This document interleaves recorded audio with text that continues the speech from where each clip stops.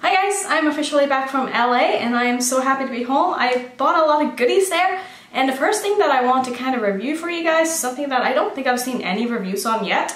And this is a new palette by Ofra. It's the collaboration between Francesca Tolot. I don't know who this is, I'm so sorry, but this is what the palette looks like. And I just thought that this color story was so unique and so cool and so fun. Now, I have played with this twice already while I was in LA because I wanted to be able to make sure that I could get a good review with this and not just a first impression type thing. So I definitely have a lot of thoughts, but I thought first I would just go ahead and kind of swatch these for you so you can see how they swatch. Then we're going to do an eye look with it so I can test it out a little bit more before I kind of form my final opinions. So let's just go ahead and get into the swatches. And I'm going to swatch the palette the way that I always swatch. I'll just be going from left to right, top to bottom.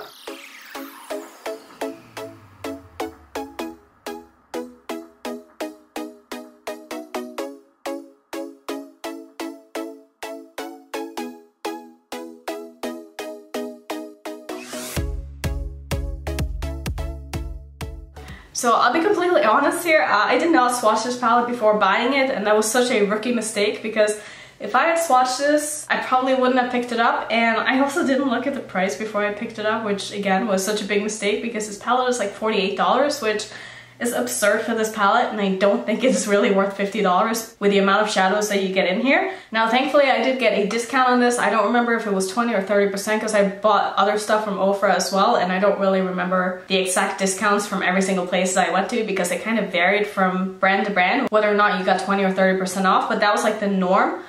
So I think we should just get into doing an eye look with this. Like I said, I already have quite a bit of thoughts on this palette that I would like to share with you guys. But first I'm going to go ahead and prime my eyes with my MAC paint pot. One great thing about this palette is that it's got a giant mirror, and that's actually really nice. Like, I used that when I did my makeup when I was in LA. Let me know if any of you guys have any eyeshadow palettes from Ofra, and at the end of this video, let me know if they kind of perform similarly because I would love to know if this is what the normal Ofra eyeshadow formula is like. So when I first saw this palette, I thought that all the shades on the outside here were mattes, but I was very wrong because there's really not that many mattes in this palette. There's 4 mattes. It's the orange, the pink, the blue, and the black. And the rest are either satins or they're like a foiled shimmer like the one here in the middle, but I mean, you kind of expect that. This one as well, which I was hoping would be a matte, is actually a satin. So again, if I knew what I know now, I would not have picked up this palette, but I don't want that to have anything to do with my review on this palette because I need to review it for what it is and not for what I wanted it to be. And so I'll start off kind of telling you about the shades that I have used that I really liked.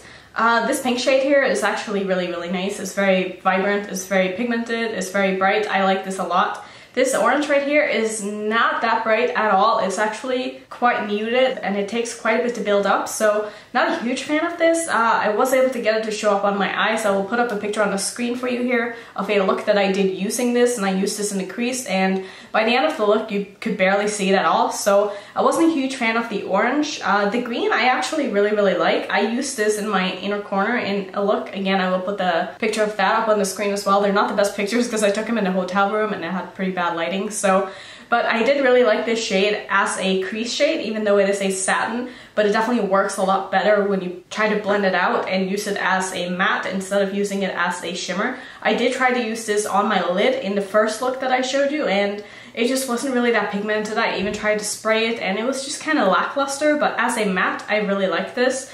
The 2 shadows in the palette that I really, really don't like is this one right here. It is just so hardly pressed and it's very hard to get any kind of pigment on your eyes with this. I don't know what it is. It doesn't really build up very nicely, and the same goes for this shade right here. This is supposed to be a duochrome, and honestly it's just super, super lackluster, and I kind of wish that this shade was something else, but I want to show you guys that today. So I want to be using these 2 shades because these were my least favorite in the palette. The black is really, really good. I like this a lot. I also like these 2 blues. This one is a satin, and I prefer this in my crease to kind of blend out in my crease. Obviously this blue is a matte blue, and this one is pretty good from that one time that I did use it, but I want to try to focus on these 2 and try to get these 2 to work for me today. So I'm first going to start off by taking the pink shade and put that into my crease. Also, another thing that's really annoying is that these have no shade names on the front, so you have to kind of look at this little tiny square here on the back. I don't even know if you can see this. Yeah, you probably can't see this, but there's like a little square here that has all the names in it, and it's kind of annoying. So let's start off by putting the pink shade in the crease. And I'm just going to pack this on. As you can see, this is quite pigmented and actually really, really nice.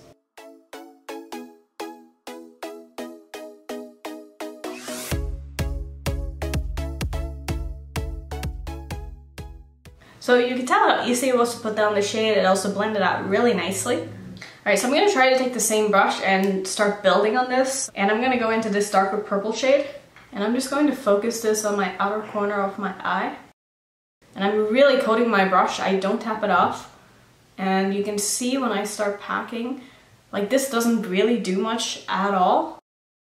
And it's way lighter on the eye than it comes off in the pan. Now, is it terrible? No, I don't think so. It's just not the kind of shades that I'm used to working with anymore. I feel like this palette is more meant for people who aren't into super colorful, bold, bright looks, but then again, I feel like this palette is kind of falsely advertised because it does have very bright, fun colors in it, so I don't really know who their target demographic is for this palette, which is why I'm just a little bit confused. So I mean, you can see that the shadow does build up, and it definitely performs way more like a matte than it does a shimmer or a satin.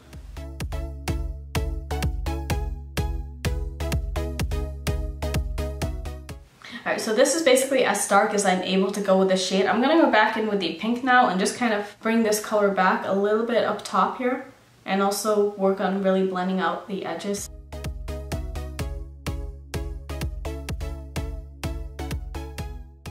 And you can definitely tell that I lost a little bit of the brightness that I had in that first pink when I put it down and I started blending stuff on top of it. Next, I'm going to go into this other satiny purple shade right here, and I'm going to use my MAC 242 brush. And I'm first going to put that on dry, and I'll be putting that in the middle of my lid. And again, it's not a bad shade, it's just kind of, I know I say the word lackluster all the time, but I just don't feel like it's really all that special. And the fact that it's marketed as a duochrome, I mean, I don't really see the duochromeness in this shade because it's just not that shiny. I guess I could see a little bit of gray with the purple. Yeah, I don't know. I'm just not excited about it, you know? I'm also going to spray this just so we can see the difference. I'm just gonna go right on top of what I already put down. And as you can see, it doesn't really change much at all. And you can also tell that both of these purples are extremely similar when you put them on the eyes. And just to show you the orange as well, I know that this is not going to be a very cohesive look at all, but I want to just show you what this looks like. So I'm going to put that on my lower lash line. I'm going to start by just stamping this on, trying to get as much pigment down as I can.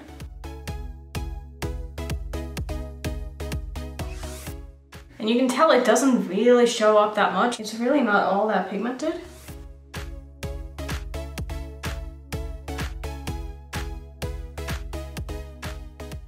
And I'm gonna take my fluffy brush and just start buffing this out.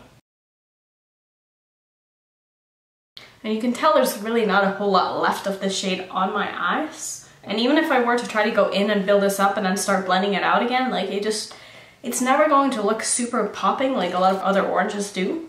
Now again, I'm not saying this is a bad palette at all. I'm just saying that it's not what you expect it to be from looking at it, and you might want to do a little bit of research before you buy something like this to really figure out what the formula is like and what the shadows are supposed to look like on the eyes.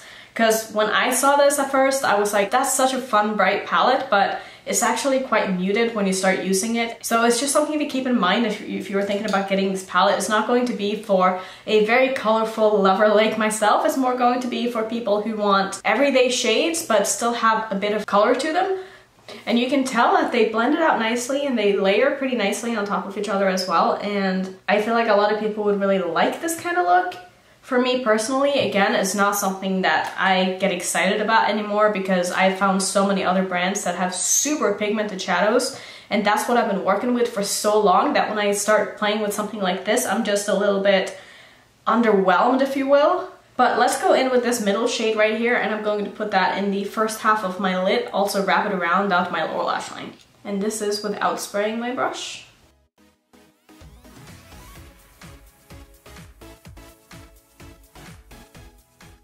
And let's spray the brush and put it on the other eye.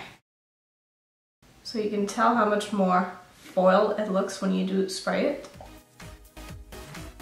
Now this shade right here I really, really like. I'm gonna quickly go off camera and finish up my eyes and put on some liner, mascara and all that jazz, and then I'll come back and we can finish up this review part.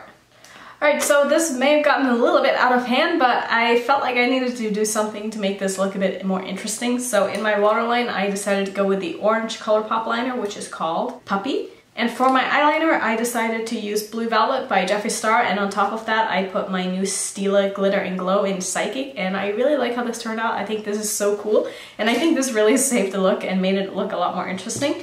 And I think for my lipstick, I kind of want to tie in with the orange in my waterline, and I'm going to use Anna Nicole, also by Jeffree Star. But as you can see now, you can barely see the orange that I put down on my lower lash line. Like, it's pretty much non-existent now, so it's faded a lot, and when I was blending it out, it kind of just fluffed away.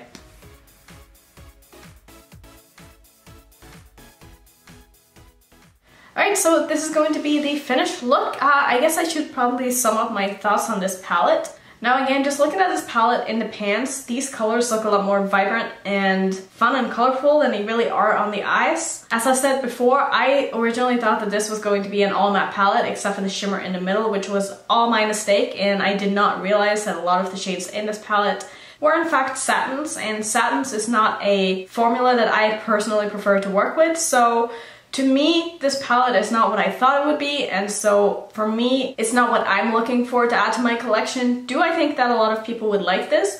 I think probably. I think if you are someone who aren't super into color, who would like to get into color, and who doesn't want to have colors that are super vibrant and in your face, and then this could be a good starting point. For me though, it's not something that I feel like I'll be reaching for a lot, and I kind of regret buying it, but I do see that there's probably a market for it, and I hope that whoever ends up buying this is going to like it. Now, as for you guys who are my subscribers, do I think that this is something for you, given that you watch me all the time and we all seem to have the same preference when it comes to eyeshadows, or at least a lot of us? I don't think you need this palette. I think it's very overpriced. I will say the packaging is really nice, even though it is a little bit bulky, but I don't really think you need this palette. I think that you could get similar shadows for way cheaper. I like the concept of it a lot, and I do like a lot of other Ofra products. I really enjoy their liquid lipsticks, and I really enjoy the one highlighter that I have that I actually picked up at IMAS as well. So yeah, I think that will sum up my thoughts on this palette. Yeah, let me know what you think. Let me know what you think of the look that I did. Let me know what you think about how the shadows kind of performed. Yeah, I guess that will just sum up my thoughts. Let me know down below if you have any more questions, and I would love to answer them. Will I do more videos with this? Probably not. I think this is going to be the only video that I make with this palette, but if you do want to see something else, do let me know down below, and if there is enough people who want to see more of this, I can probably do so. So thank you so much for watching as always. If you're new to my channel, I would love it if you would consider subscribing, and I will see you in my next video. Bye!